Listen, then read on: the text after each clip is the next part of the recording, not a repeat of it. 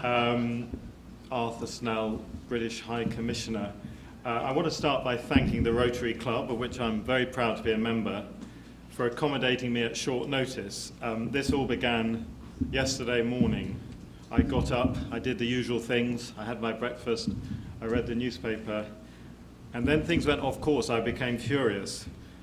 So I thought I'd run to work, which is something I sometimes do to clear the mind. It didn't help. I was even more angry. So I'm going to ring Jeremy, but it wasn't even 8 o'clock, and there's a sort of etiquette.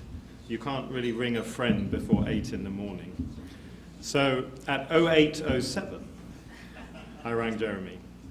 And I said, I need to speak to the Rotary Club, and here we are. So I want to talk about taking responsibility. But before I do that, I want to talk about something else, something perhaps purer and simpler, which is childhood. Many of us have the huge divine blessing to be parents. And what does it mean to be a parent? And more importantly, what does it mean to be a child? What does it mean to be a 9-year-old boy? That's a transitional age. You're still a little child, but you're starting to become aware of the adult world. Maybe you're just discovering that your parents aren't always right. Sometimes you ask them a question, they don't have an answer. The 9-year-old boys I know, they still love a really cool toy that does something clever. And if they have a nightmare, they still want mummy. But they're on the cusp of adolescence. And I read yesterday that 9-year-old children have a strong sense of fairness and right and wrong. And somewhere else yesterday, I read about a 9-year-old boy who just had lunch with his mother and other family members when gunmen stormed into their home. The intruders ordered this 9-year-old boy and his 15-year-old brother to lie face down on the floor of the living room before shooting each one in the back of their heads at close range. Before any of us expresses shock, horror, or outrage, let us just note how this was reported. Sooner or later, it was going to happen, commented a neighbor to one paper. Boys kept bad company, was one headline. Another read, brothers described as terrors executed in front of their mother. So the message here is pretty simple. Yes, it's sad, but it was their fault. It's not our responsibility. Blame the kids. Blame the mother.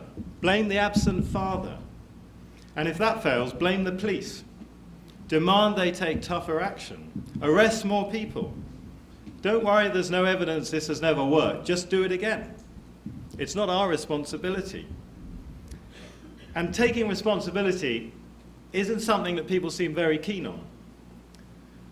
But it's my belief that the murder of Jardel Holder, a little boy who was attending his primary school only last week, is a responsibility of everyone in this room and everyone in this country. It's too easy, it's too convenient to say that these boys got into bad company. They were terrors. This was always going to happen. I want to know what's happened to a society where a small child who gets into bad company ends up shot in the back of the head. So who's taking responsibility for that? And since I'm about to make myself very unpopular, I'll start with my own people, diplomats. Diplomats, that's right. So we come and spend a few years here. We have our little vanity projects. We compete between the different embassies. Who's got the best media strategy? Who has the fanciest party? We inhabit a little exclusive world of self-congratulatory circularity. We occasionally make carefully planned forays into pre-sanitized so-called hotspots before we retreat back behind the high walls of our embassies. And how many of us diplomats can honestly say that we've done anything to change the world that Jardel Holder was born into? Well, it's far easier to bemoan the state of the nation at our dinner parties and then move on. So that's diplomats. Well, what about the media? I will never forget, about a year ago, one of this country's national daily papers published a picture of a man's severed head on its front page. Now let's just wonder what the impact of this was on young children. I know that my daughter, at that time aged 5 years old, found it pretty upsetting. Now, perhaps Jardel Holder saw that picture.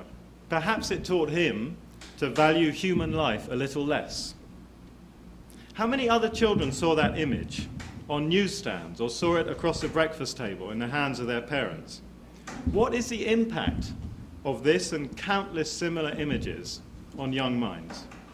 Now, at a time when one of Trinidad's best journalists is currently hiding overseas for his own safety, I am not questioning the sanctity of freedom of speech. No, I'm questioning the sanity of the editors that decide to put these images in the newspapers, on the front pages. And there's a word, a very simple word that describes degrading, exploitative, sensationalist vulgarity in the pursuit of commercial gain. That word is pornography. Ladies and gentlemen, the media in this country could be a voice for change. Instead, it makes pornography out of crime. But if we want to talk about leadership, let's talk about leaders. What is the example that politicians in this country are setting? Now, to what extent does this idea of responsibility resonate with the political class?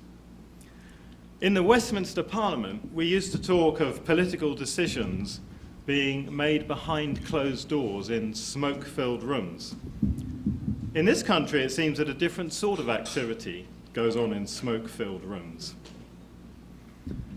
I'm often asked by senior officials back in the UK to explain the policy differences between the two main political parties in this country. And now I've lived here for over 3 years, and I devote considerable efforts to studying and understand the politics. It's basically my entire job. But I am genuinely unable to discern any distinctive policy of any major political grouping in this country beyond, when we're in power, we look after our people. As far as I can tell, that's the entire manifesto.